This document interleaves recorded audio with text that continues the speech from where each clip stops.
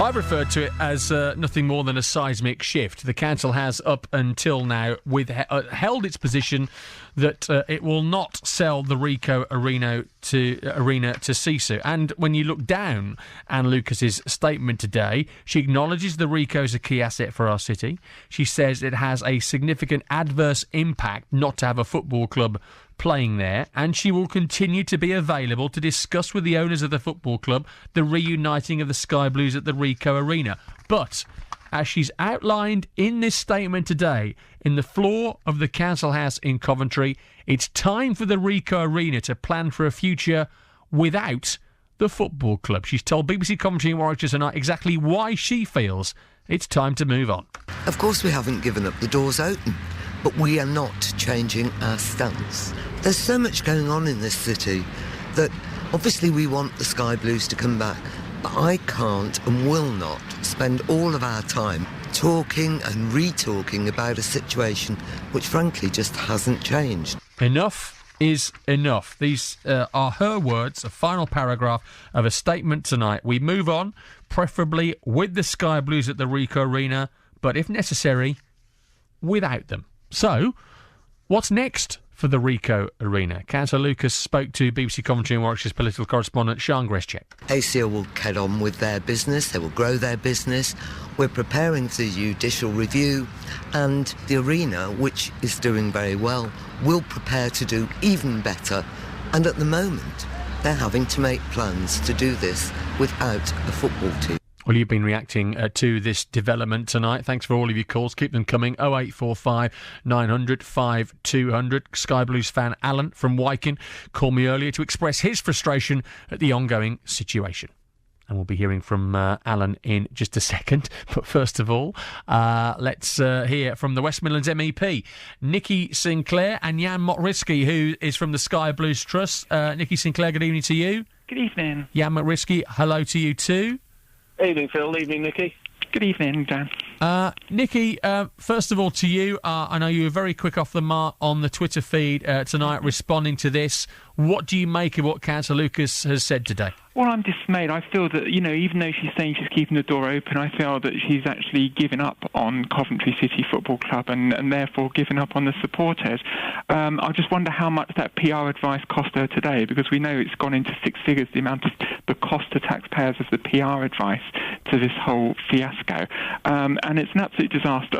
Today I've just literally put out a statement 10 minutes ago calling for Anne Lucas to resign, because obviously she's saying that she cannot deal with this. She offers to talk, but she's put forward no real negotiations. She goes in a room and she completely changes the context of the talks, and I've heard this over and over again. She's been completely party partisan about this. She says she'll only speak with a Labour MEP about this. There's been serious concerns put on the table. But here's my main concern. It's about the taxpayers' cash. She says she's willing to support ACL, which is a private company. With what? Where councils don't just magic up money, Phil. Yeah, it's taxpayers' money. And that is a statement. She will continue to support ACL, and you think that means with more taxpayers' money? Well, where else do they get money from? She's basically offering a blank chequebook. Taxpayers' money. At the same time, they're cutting £8 million from disabled and elderly care in the city. They're given a blank chequebook, and she's saying that the Ricoh's doing well. Well, you could book in for Christmas bookings a week before Christmas. That doesn't sound like a business that's doing well to me. Well, we'll just talk about ACL and exactly how sustainable that is in just a second. But let me just be clear about what you've said tonight. You are calling for the leader of Coventry City Council to resign. Because she's admitted that she can't deal with this, yes. Jan Motrisky, just from a Sky Blues Trust point of view, what do you make about this? It does appear as though there's been a change in position and a certain, I don't know, you give me your view on this, a disheartenment from the council about the future, and they seem to be sort of standing aside from this now tonight. I think, not sure if they're standing aside or whether they're just sort of saying this is our position. Look, we're not looking to sell the place. That there's a good rental offer on the table. There's no reason why you can't go back and rent it. ACL have got a business to run. They can't just sort of sit around hoping that the football club's going to come back. The football club's been making statements over the last 3 or 4 weeks about building a new stadium. There's been rumours about sites. They've said they're talking to 2 local councils. So, at some point the council has to say, OK, you're not coming back. We need to get on with things. Do you think this is just all part of the posturing of the back and fro, the to and forth between the two parties in this? Do you think? I think you have to take that all the time. Whether this is the council calling Sisu's bluff, who knows? I mean, I think to a large extent ACL have been hamstrung a little bit by having to keep dates open in case the football club comes back, and this now frees them up to literally get on with their business. Right. From a fan's point of view, obviously we want the club back at the Rico, as soon as possible. Given there's a deal on the table saying, look, come back and rent it. If they're going to build a new stadium, fine, come back, rent it whilst you're building a new stadium, because staying in Northampton does nobody any good. Doesn't do the football club any good. Doesn't do the fans any good. Doesn't do the city of Coventry any good. Given that, as you say, that now clears the way for ACL to make a going concern of the Rico Arena without a football club, Nikki Sinclair. Mm-hmm. What are your concerns about that? Because we've yet to see any maths, any finances that stack up to that, have we? Well, there's lots of issues here, and I don't think we've got the time. But even Boris Johnson knows that you cannot have a stadium without a football club. That's why West Ham have been moved into the Olympic Stadium. And Los Angeles, when LA Raiders left the Olympic Stadium in LA, the stadium went to rack and ruin. Coventry, the Rico Arena has already laid off the groundsman at the pivotal time of year to keep that pitch in working order.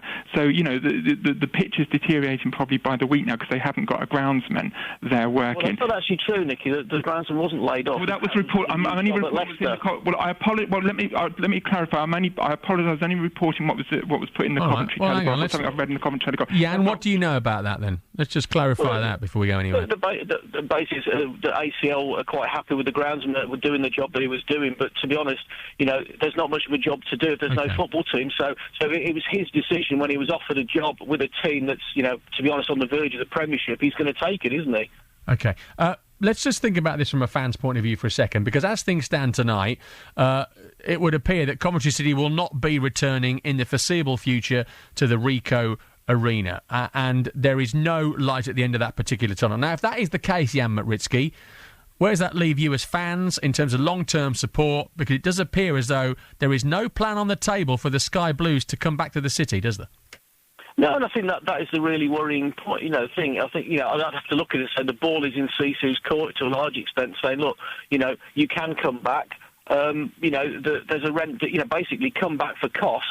Whilst you're building a new stadium, if that's what you're going to do. If not, come back and rent long term. I've yet to see any reason why they have to own the freehold of the stadium. Yes, there's arguments over the food and beverage and the costs of that, but I'm sure a deal could be done over that. So they could get their FFP. Isn't there? Go on, Nikki Sinclair. That's the crux. There is no deal. I mean, even though the stadium's empty and there's no football club there, Compass, who deals with all the food at the stadium, the council has to underwrite a certain amount of money. So even though there's no football being played there, the council, taxpayers' money, having to go to Compass to pay Compass money, even though there's no football being played there. And that's the problem. Yeah, but Nicky, no, it's a key problem. It's no say it's not a problem. It's I'm not. I didn't say that, Nicky. What I'm saying is, I need to finish this point. Hang on a second, Jan. I'll allow you to come in. Let Nikki Sinclair finish your point. Go on. I'm a huge football fan, and I want to see Coventry City back at Rico, and I will do anything I can to have that. But I'm also represent all the people of Coventry, the non-football fans, and they're taxpayers, and they are underwriting this huge amount of taxpayers' money going into subsidise this fight, and it's unnecessary. If they cannot make the Rico work financially, which is so obvious they cannot, surely they should sell it and spend the money on essential public services that they're cutting back in Jan Matritsky, go on. Well, I mean, basically, I think you have to look at ACL's accounts, which are due next month, and then we'll be able to say whether ACL are losing money or not. 16th of May, they're due. We know there's some interim accounts coming out very shortly about how they did. And it's very easy to say, AC, they've put it on the table before that a large part of their business is not football related, and if and therefore. Whether you believe that or not is another matter. What we've always been told is that ACL can survive without the football club. Now's the time for them to prove that. Apparently, the best occupancy the hotels had is 20%. I've got to leave it there, but I appreciate you both talking to us today.